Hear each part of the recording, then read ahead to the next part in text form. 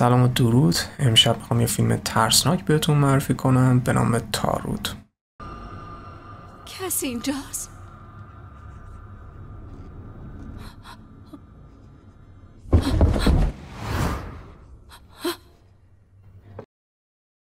اگر علاقه دارید حتما تا پایین این ویدیو همراه من باشید.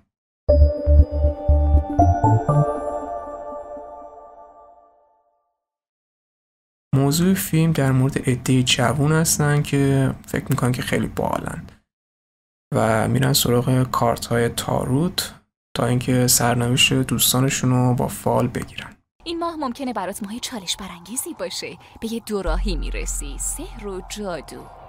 جفتشون فریبندن و باعث میشه راه تو به وضوح نتونی ببینی. ولی خب همین کارت ها چون نفرین شده هستش عواقب بدی هم براشون داره که خودشون بعداً متوجه میشن.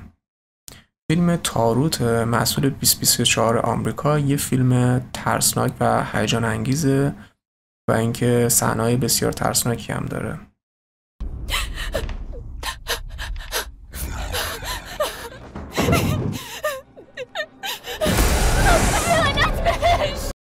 به نظر من مهمترین پیام این فیلم اینه که به چیزایی که از قدیم الایام وجود داشته باید احترام بذاریم و چیزی رو که نمیدونیم دست نذاریم تا اینکه به دردسر بزرگی نیفتیم، مثل فیلم تاروت. وحشتناکه.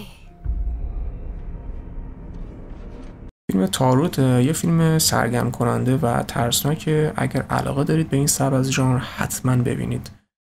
لایک و کامنت فراموش نشه. اگر کانال رو دوست داشتید حتما سابسکرایب هم کنید.